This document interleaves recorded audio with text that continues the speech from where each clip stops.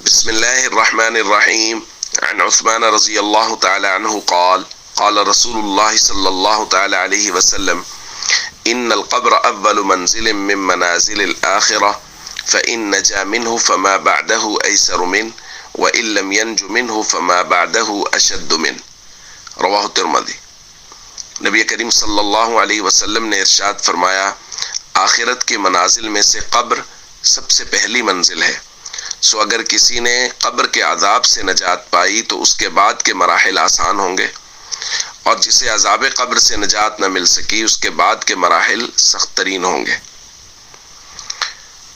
دوستو، ہم بات کر رہے ہیں قبر اور اس کے احوال کے متعلق۔ حضرت عثمان غنی رضی اللہ تعالیٰ عنہ کے بارے میں آتا ہے، کان عثمان اذا وقف علی قبر بکا حتی یبل لحیتہ۔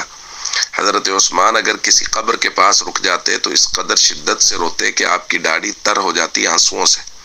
فقیل لہ، تو ان سے کہا گیا، تذکر الجنت والنار، جنت اور جہنم کا تذکرہ بھی ہوتا ہے، فلا تبکی، لیکن آپ اس قدر شدت سے نہیں روتے۔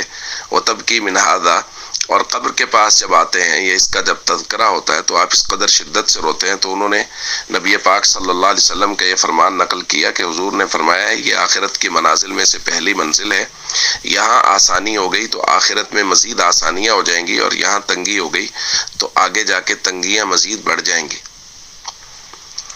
تو دوستو، ہم سب کو قبر کی زندگی کو ضرور اپنے سامنے رکھنا چاہیے، اور ایک روایت میں نبی کریم صلی اللہ علیہ وسلم نے قبر کی زندگی کو دنیاوی زندگی کے ساتھ کچھ اس طرح سے جوڑا بھی ہے۔ فرمایا، اذا دخل المیت القبر، جب میت کو قبر میں داخل کیا جاتا ہے، یعنی جب اس کی آنکھ کھلتی ہے قبر میں، مثلت الشمس عند غروبها، تو اس کو ایسے لگتا ہے جیسے سورج غروب ہو رہا ہے، یعنی وہ دیکھتا ہے کہ سورج تو غروب ہو رہا ہے۔ فیجلس یمسح عینیہ، وہ اٹھتا ہے اور اپنی آنکھیں ملتا ہے۔ فرشتے اس سے حساب کی بات کرتے ہیں اور یہ کہتا ہے، دعونی اصلی، مجھے چھوڑ دو، میں نے نماز پڑھنی ہے۔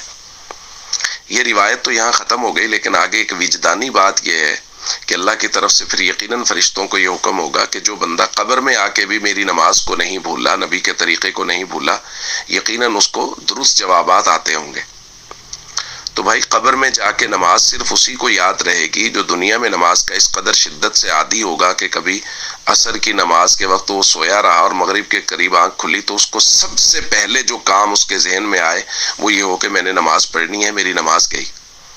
تو نماز کے عادی بنیں، فرائض و ارکان اسلام کو پابندی سے ادا کریں، اپنی نسلوں میں یہ عادت ڈالیں کہ ہماری نسلیں بھی فرائض و ارکان اسلام کی پابند ہوں، کہ اللہ اس کے ذریعے سے قبر میں بھی آسانیاں فرمائیں گے اور آخرت میں بھی آسانیاں فرمائیں گے۔ السلام علیکم ورحمۃ اللہ وبرکاتہ۔